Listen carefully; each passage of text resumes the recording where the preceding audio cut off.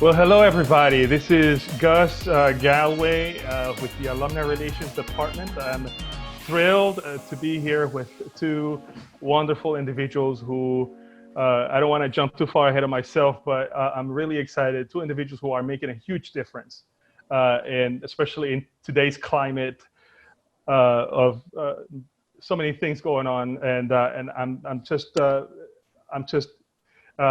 very emotional about this because again, this is very connected to home in many ways, and I don't want to go too far ahead of myself. I want to introduce to you guys Dr. Yousaf Chowdhry and Dr. Rashad Ahmed, and they are one of them is one of ours, and the other one is also one of ours, but our cousin institution, RUSM. So Dr. Ahmed is from RUSM, and Dr. Chowdhry is from AUC, graduated in 2013. Both of them followed similar paths after graduating, went into PM&R, and now they're both talented rappers who who would have thought, right? The connection between medicine and music and children's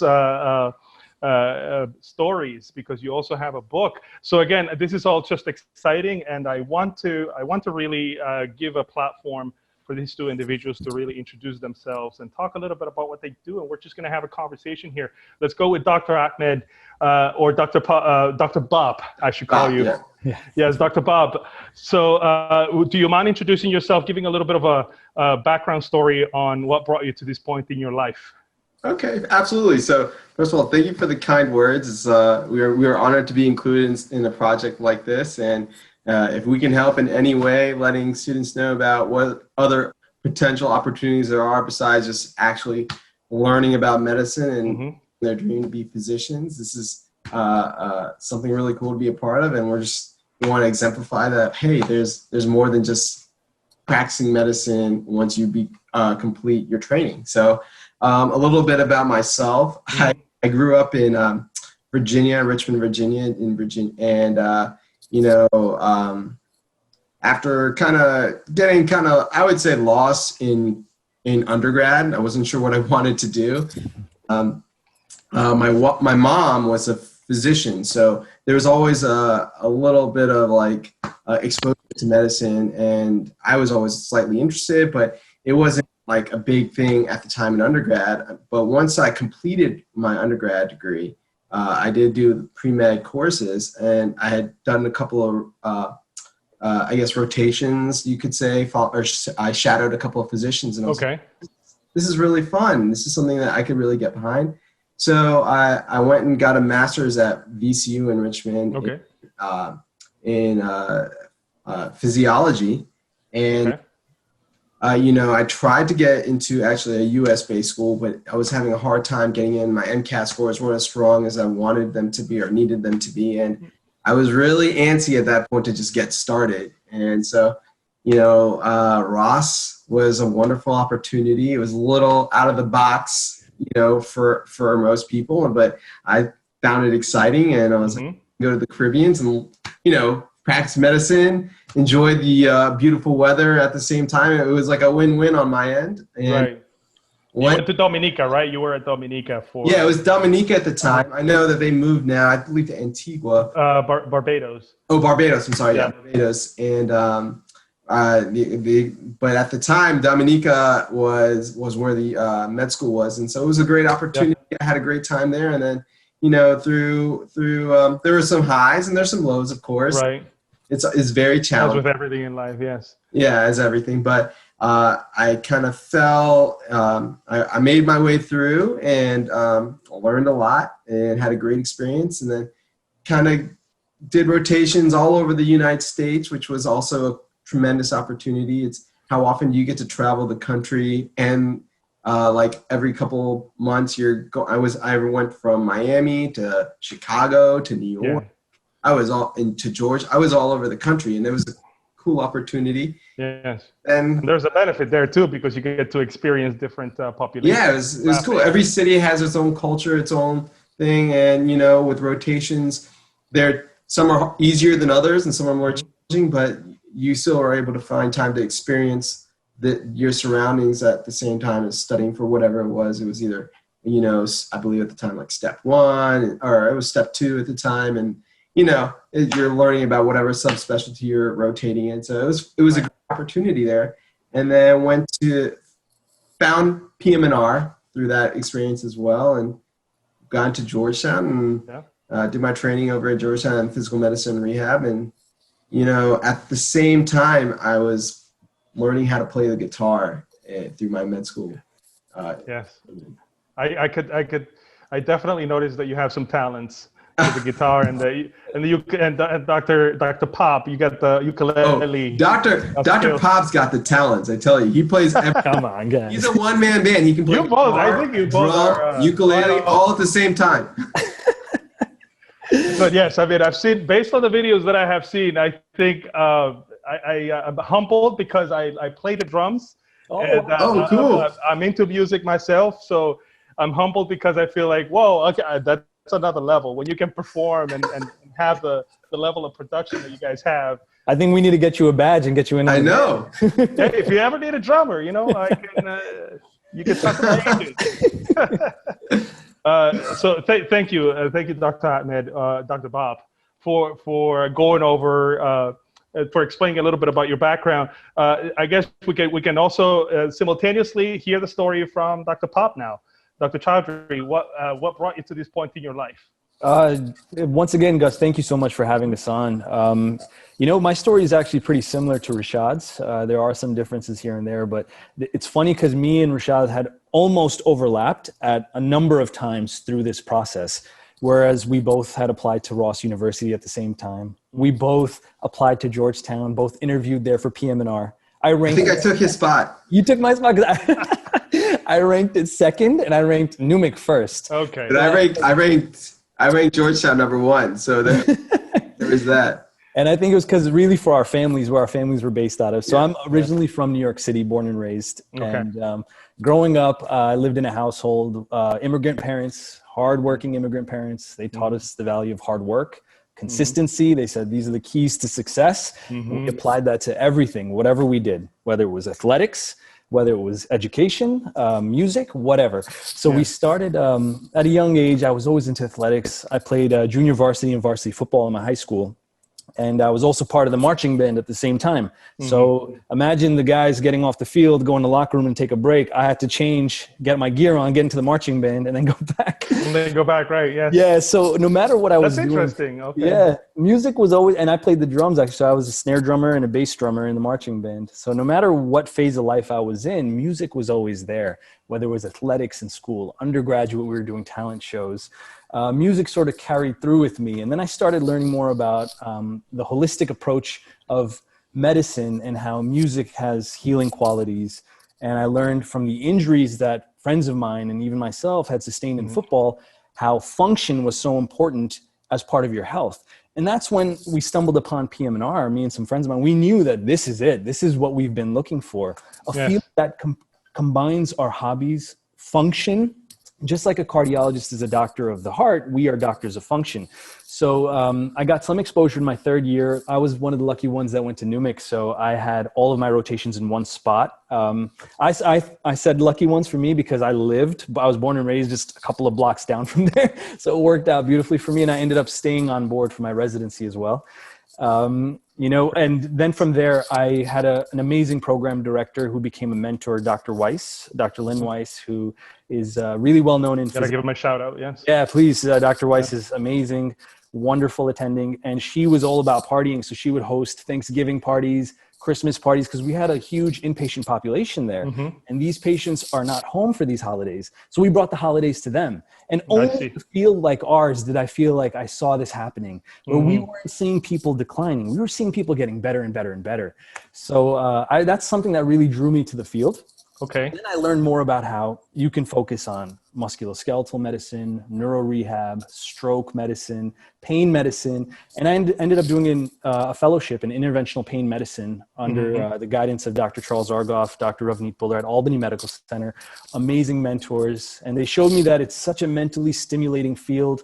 And like I said, no matter what point I was at with my academics, music was always there, right there with me. Yeah. So after I'm done studying, my wife knew that I'm going to break out the computer, get to work. I need my hour every day of just making some music.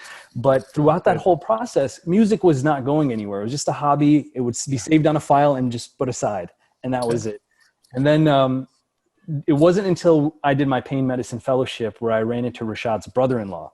And Rashad's brother-in-law said, you remind me so much of each other, and I feel like you have a similar goal. So he introduced us, and we had one FaceTime call. And at the end of that call, we already planned out the next 10 years of our life, at least. Because you had been twinning all along. All along. Basically. Yeah, we were just getting ready for it. And all of a sudden, the connection was made. So you basically you didn't know of each other up until your brother. We probably had an album ready before we ever met. Yeah, we did. Wow. Because you had written songs, you had perhaps had some of the components of that, and then when you got together, it just shows how effortless our relationship has been, especially with music and medicine, and also like we have similar hobbies in general and like very similar backgrounds. It was like we hit it off going 100 miles. And you say so you have two sons, Dr. Ahmed. Yes. Two kids, right? Two sons. Yeah, I have a 3-year-old and a 1-year-old. 3-year-old and a 1-year-old, and Dr. Chowdhry, you have you said 8-month-old. 8-month-old. That's correct. So also relatively contemporaneous with each other. Yeah.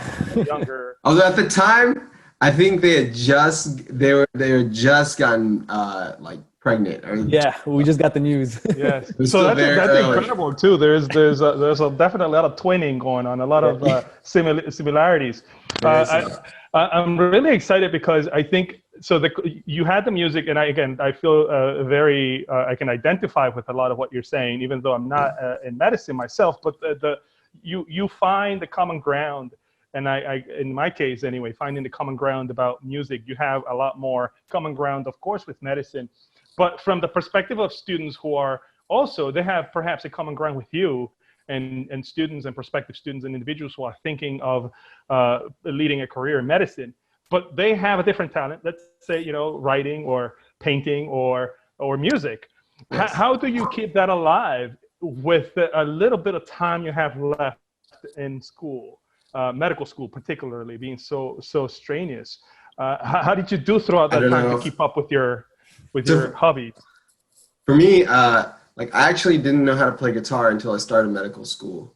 Okay. It was a good way for me to learn something, get my mind off of academics for just a few minutes, without using, let's say, hopping on the internet or using my phone, because that you go into a different rabbit hole when you go online. Yes. Only spend 10 minutes. You get easily distracted, yes. Right, exactly. So it was nice. I could take 10 minutes, step away from whatever I was doing, whatever I was studying or prepping for, learn a couple of things on the guitar, just mess around with it. And I felt refreshed afterwards. Okay. For the course of... And that's what I was going to ask you as well. Sorry to cut you off. Yeah.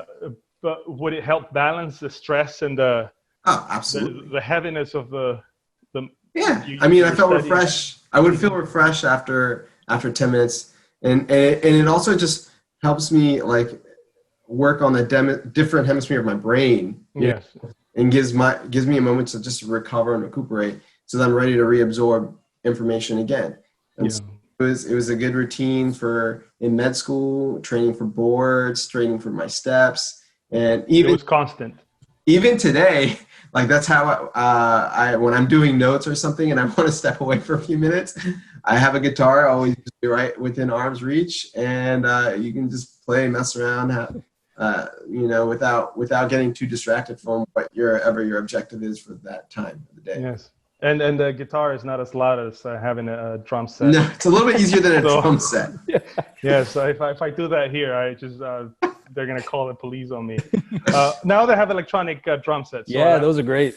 Yes, that's something that I would definitely use. And now, Dr. Chowdhry, also same question. How did you balance out the medical school life and the music side of it? Yeah, no, it was, you know what? It was actually very hard for me at first, and I didn't do the best job of it because when I went to med school originally, I just went in with the focus that that's it. Now my life is medicine, and I put all the other hobbies aside. I was always into fitness. I put that aside. I was always into music. I put that aside. And my grades were great initially. Then they started dipping, and I realized that I needed that release. I needed to turn my brain off from that.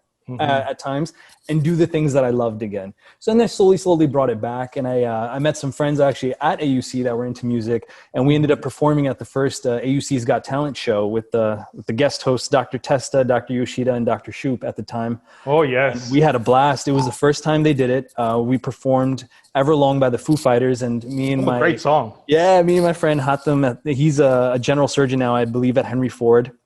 We had talk about Hatem Abdallah? No. That's it. Yeah, Hatem Abdallah. He's an amazing singer, by the way. Amazing. Yes. He was in a rock band actually. Well, I've met him many times, and I know he's into music, and I just it's an interesting connection now that you bring up. Did you perform with Dr. Brian Hashi? Brian? No, Brian came the semester after that, and him and Hatem, I think, performed together, or maybe Brian did a separate thing, but he's an amazing musician as well. These guys are at a different level altogether. But me and Hatem started, he was singing, I was doing the acoustic guitar for Everlong. And then Jenna Brown is another student who was with us. She came in with the electric guitar like a third of the way in, and the whole place just erupted. Wow. She is just amazing. So we had a great time. Just listening. Yeah. So once we started with that, we started that back up in AUC, and since then I never stopped. I never let it go. Yeah. No matter how tired I am. You know, Rashad and I are two examples of we're as busy as you can be. We're two full-time physicians. We're fathers. We have kids. We have families. You know, I was studying for my pain medicine board exam, but still every single day we made progress in this thing. We did not stop. We didn't take breaks because we knew we were doing something now that's tangible. We're putting ourselves and all the different parts of ourselves into this project, and it became our baby because we loved it and we shared a vision. So for anybody who's really trying to do something, you know, words of inspiration for me is just, you're always going to think someone can do it better, but the way to do it best is do it the way only you would be able to do it, because nobody can be you better than you. So find a way to combine everything that makes you, your education, hobbies, your experiences. Be bold and put yourself out there. You know, you will improve with practice, and get a partner, get someone who motivates you and you motivate them. And then you will be consistent, and that hard work and passion will shine through in the quality. Oh, splish, splish, splash. I love taking baths, kick my legs underwater. Oh, the water's warm and the bubbles I love the shapes they form. Oh, splish, splish, splash. I get it resonates a lot with me, and I think it resonates with those of you watching, students, and anybody who's thinking about how all of this it can be mixed together and be put to use. And that's my segue here, because you activated Dr. Ahmed and Dr. Chowdhry. You activated that talent and put it to use in a way that is unique. And I guess we can get into your channel, your YouTube channel, and talk a little bit about that. First of all, you're probably the most famous people I've talked, the most famous YouTubers I've talked in my. You have one of your videos has over 250,000 views. So actually 260,000 as of today, because I checked it. So it's growing quickly, and that's a Mask Around Me song. Yeah. Which is very catchy. Once you hear it, you guys listening to this, once you hear it once, it's in your head. It's that earworm.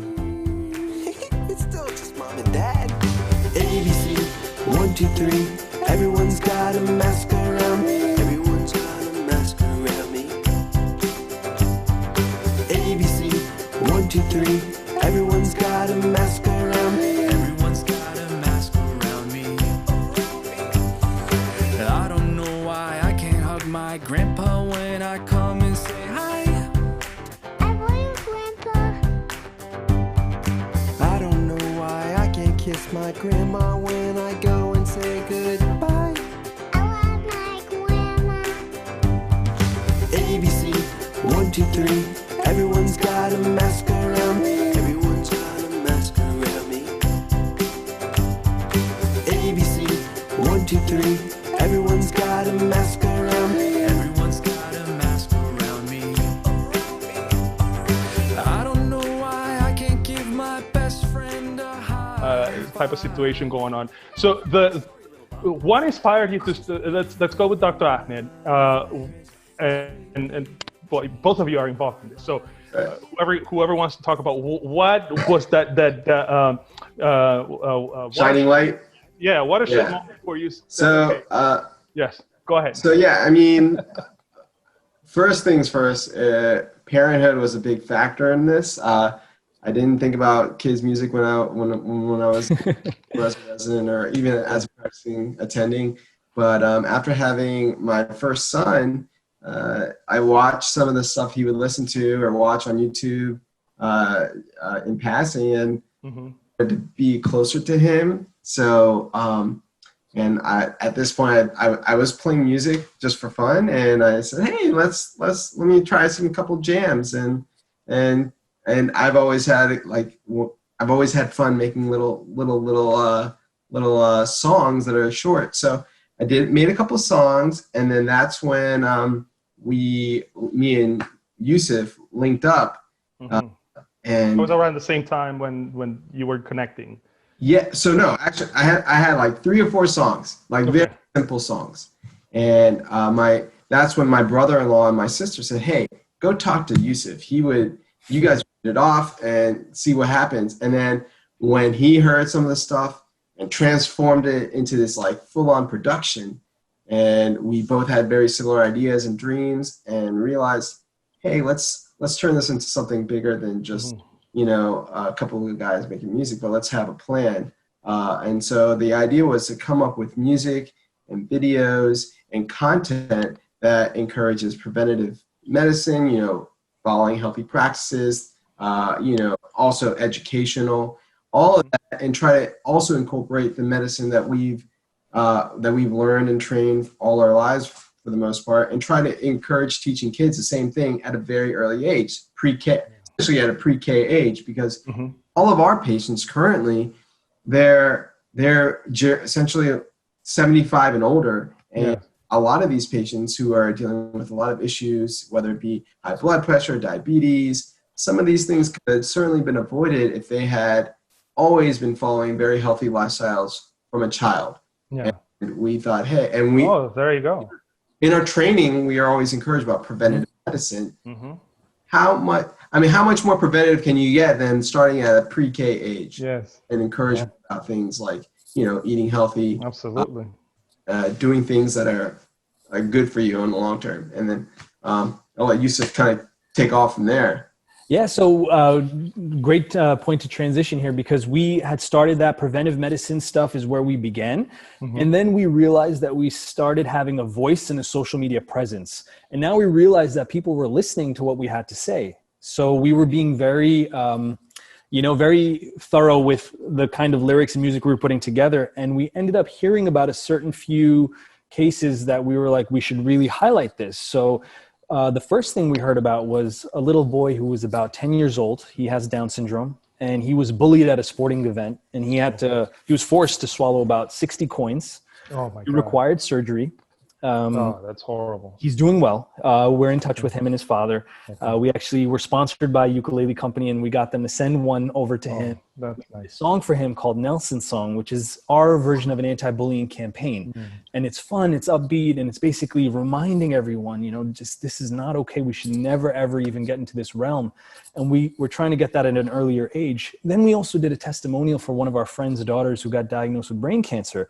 So this is how we really started. And then we had the general education, the testimonials, the preventive medicine songs, and then coronavirus hit in March. And then CDC guidelines came out for basic preventive measures. And I'll toss it back to Rashad. What happened after that? And then, once, even for us as adults, seeing everyone now wearing masks outside, basically our day-to-day completely changed. Social distancing, being able to see grandparents wearing gloves. Like it was just, it changed everyone's world, including young kids. And we were trying to figure out a way to kind of get this message across to kids so that they could digest the information, but not necessarily get terrified by it. Yeah, It's exactly. everything you could hear right now at that time was either on local news or national news, and it was very scary stuff when you hear it from there. Yes. And we wanted to also provide a way for parents to open up a dialogue to discuss this topic with their kids in a fun way. Yes. So that led to our first song related to coronavirus. It's called the Coronavirus Song. Hey, Dr. Bob, I'm really worried about this coronavirus. Now, it's okay, Dr. Pop. I did some research. Wow. Check it out. Now, I don't want to scare what I have found. There's a little infectious virus rolling through town. Teeny tiny like the sand in your hand, even smaller than a gram, making waves like a grand band. Hold on. And we recorded it, and we made a video in probably, I don't know, a week, max. 5 days. 5 days. That's fast. Yeah. To the song is done, audio is recorded, produced, video's done. Right. Wow.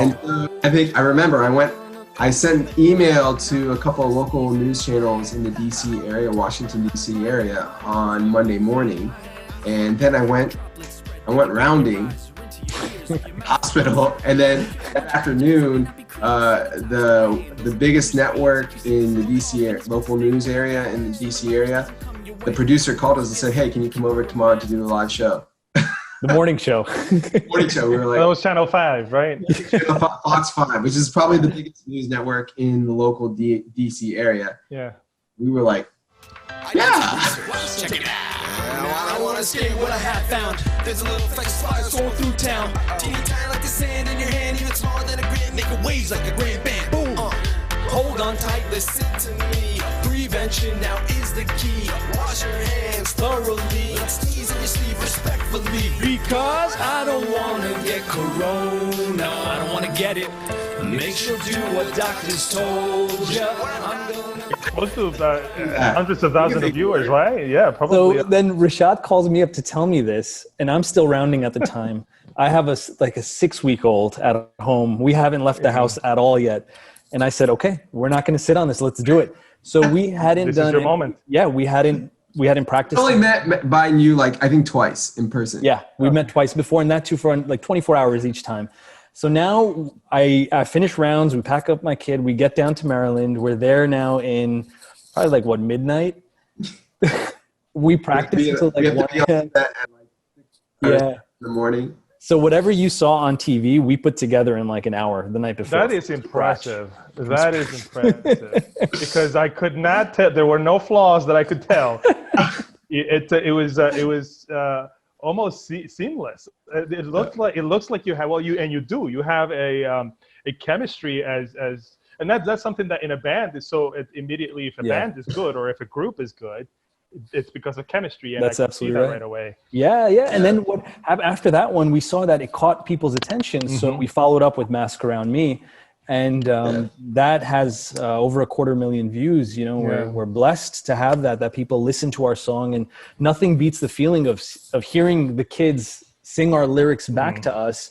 And you know what they're singing to you is the stuff that the CDC is putting out there. Wash your hands, wear a mask, social distancing. So we found ourselves becoming public health liaisons for these few basic topics for kids to put them in control rather of what's going on. Give them things that they can do so they're not so scared of this, invisible monster. Yeah. And that's, since we're all parents here, I can tell you that the beginning of this, the anxiety, and I can't imagine if you have a 2 or a 3-year-old, in the case of you, Dr. Ahmed, that your son is a little older and able to understand that there's something that's different. People wearing masks, there's that anxiety that's building in children, and you can, with a song that's happy, that's upbeat, you can really help address some of that anxiety in a kid.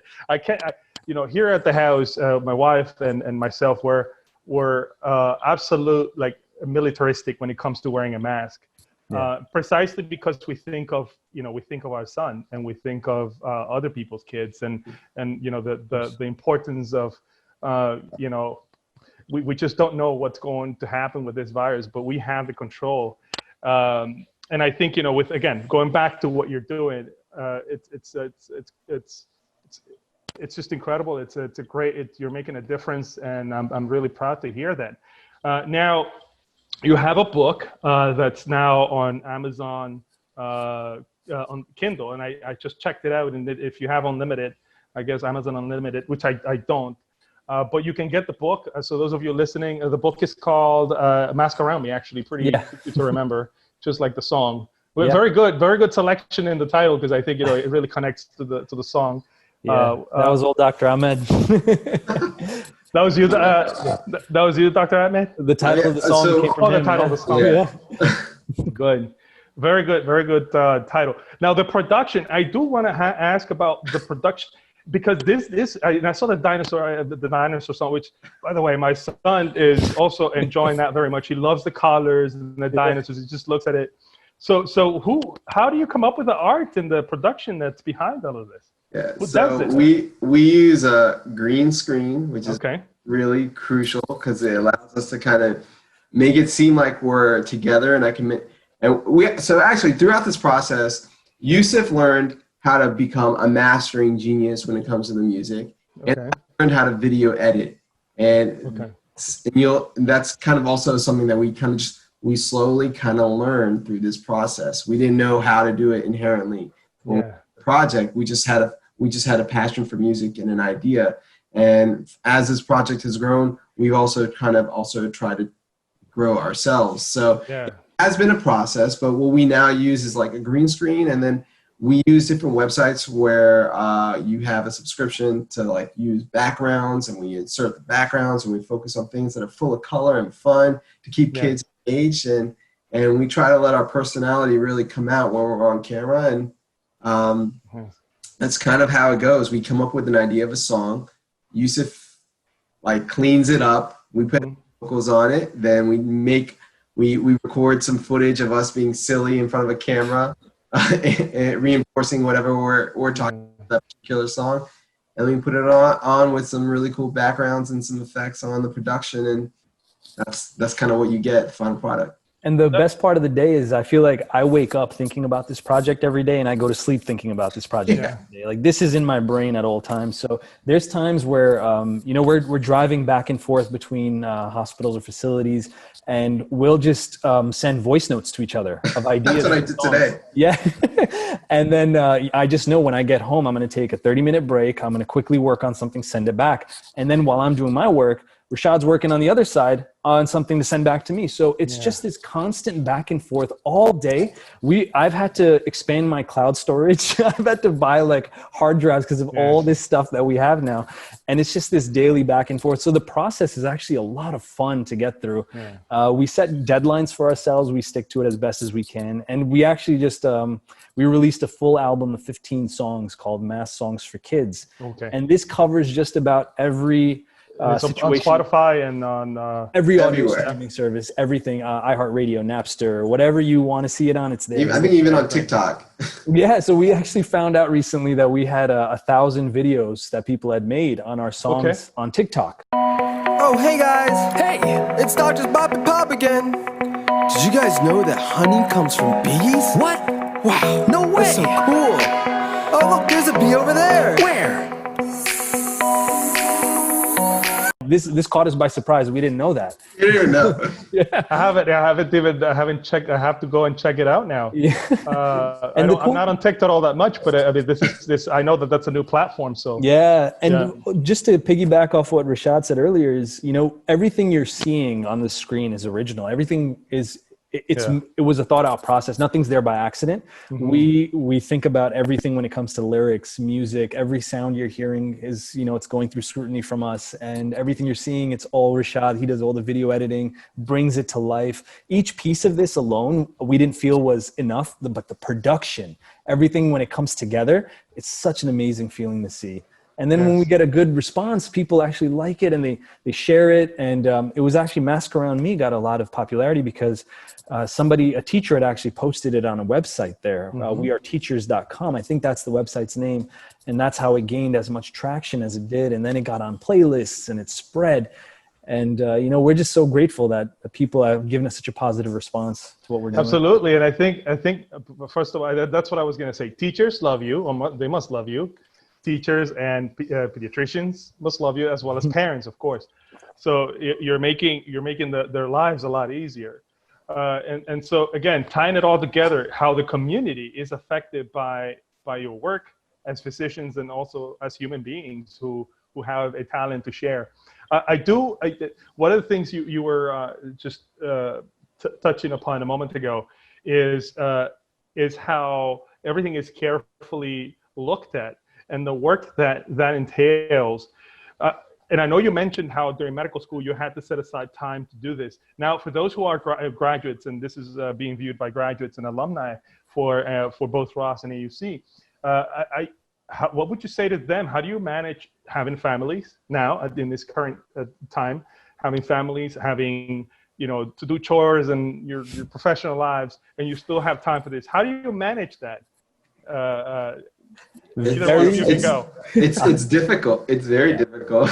It's like that I don't want to lie about that. We have responsibilities with our jobs and our family, and so usually it's a lot of late nights where we first kind of take care of, whatever it is, whether it be our work responsibilities, documentation, dictations, whatever, and billing and all that stuff. Yeah. And then obviously taking care of our kids and having family time. And then we find time in the evenings to kind of really push the project along, and we piggyback off of each other too a lot. So, and we kind of go in waves. So it's true. Each other's highs to a certain degree. When one of us is motivated, the other guy kind of follows along, and we try to make time. And so, but it is a challenge. But when you have a passion for something, you make time. It seems that way. When I hear you talk, I know that it almost feels the same way as, hey, I gotta eat. Like, it's almost like a normal thing in your lives. I gotta eat. I gotta do my normal things, and this is one of those things. It's absolutely true.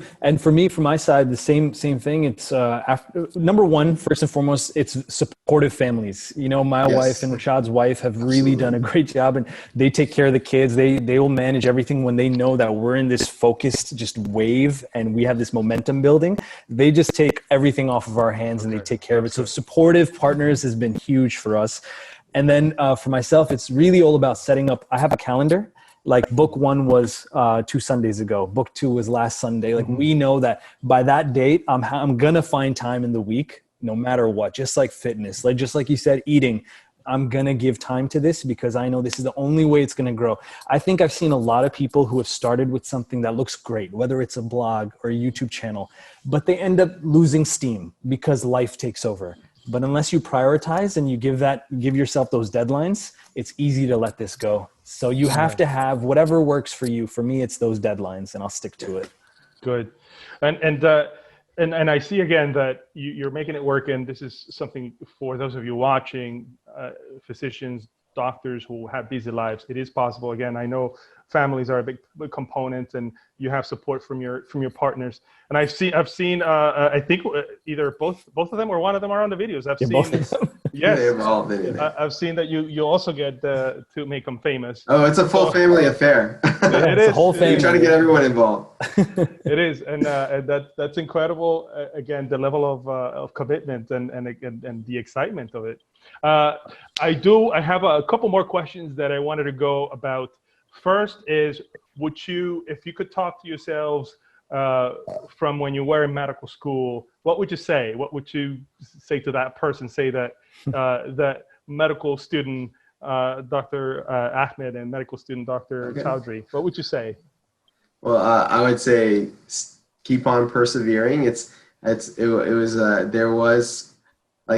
It's always a little scary being in another country, learning medicine with the idea of potentially matching and, pursuing your dream, but nothing's ever guaranteed. So if you continue to work hard and just stay at it, and continue to persevere, you know, doors open for you, opportunities will present itself. And by doing them, following through, you never know where you'll lead. Like, I didn't know I was going to end up becoming a PM&R attending, and I didn't know I'd end up making music for kids. So kind of just rode the wave, and I continued to persevere and just kind of let my heart lead me throughout the journey. Wonderful. And Dr. Chowdhry? I would take advice from that guy, from He sounds like he's got it all together. Yes. Yeah. And also, like, when I was going to med school, I would take advice from my version of myself back then, because I felt like I was so brave to put myself out there. I wasn't so apprehensive. You know, as you climb the ladder in medicine and you go from med student to intern to resident to fellow to attending, you feel like you have to maintain this very professional demeanor at all times. But, you know, it's okay to break that, and you can still be taken seriously when you break that. But what I would really tell myself is, you know, don't be so laser focused on what you think you want your future to look like. Be dynamic, because just like what Rashad said, so many different things are going to come your way, and what you thought you might have wanted, it might be the last thing you actually really want. So you have to just be open-minded and just go with the waves. Because if you fight the current, it's going to be a lot harder to get there. But if you sometimes just go with it, you'll be carried a lot further. Yes. It makes me think of that saying of, it's not the destination that matters, it's the journey. Yeah. And I know it's corny. It's cliche, but it's so accurate, you know? It is. Sometimes you're thinking of that goal. Yeah. And as you say, focused, and also you as well, Dr. Ahmed, but just enjoying the moment. It's just taking a moment to say, hey, this moment is going to be important, whether I achieve my goal or not. At this moment, what I'm doing now. Yeah. And I think that's brilliant advice. Those of you, again, students at AUC or Ross, whoever's watching this, I think this is wonderful advice. A lot of good takeaways for all of you. I wish I could talk to you for as long as a couple of days. I mean, just to go over all the stuff that I want to ask you. I wanted to ask you about rapping and everything else, but I also know that you have, actually, you know, we could tell me a little bit, at least, how difficult is it really to write rap songs that have, you know, so many words? And again, for me, I have an accent. I couldn't rap for the life of me, but I hear you guys doing it, and you guys make it sound so easy. So how do you guys do that? I mean, it's incredible. Talent. It's talent. I'll let Yousaf take this. I was going to defer to you, actually, because every day whenever I put something together, I'll send it to Rashad, and it's back in 20 seconds with the full rap verse on it. That's incredible. So, you know what's funny? So honestly, so I drive to different facilities to see patients. So, and my commute is kind of long. So I've my car ride as like studio time. Yousaf will send me a track or something, and I'll listen to it, and then I'm literally just coming up with words as I'm driving. What would be your inspiration? I was going to say, what would be your musical inspiration for the rap part of it? Usually it's, I don't know, it's it's hard to tell. I feel like I can answer this. Whatever my son's playing with, that's what it is. It's in my mind. Okay. Yeah. Whatever Noah's doing is what I feel like will be transmitted into the song. What's transmitted into the song. Got it. And what's funny, Gus, is we're talking about this, but this literally happened today. For example, I finished a song last night. Rashad had sent me a little jingle. It was for a new Halloween mask song. So last night my parents were over, and while they were over, I had my headphones and I'm making the music, and I sent it back to him late last night. And this morning, the first thing I see when I look at my phone is you had put a test roll of vocals on it. So now I'm driving back and forth, listening to it, and we're just sort of like, as we're driving, we're just sending vocal notes back and forth. Like, all right, so this is what the video will look like. We'll start with this, and it's going to be a lot of fun. It'll be entertaining. It'll be engaging. So that's like both of us. It's our studio time right there. Go ahead. And the funny thing is, like, to just add more humor to this, is like, 10 minutes after doing this, I'm in a clinic evaluating patients for traumatic brain injury.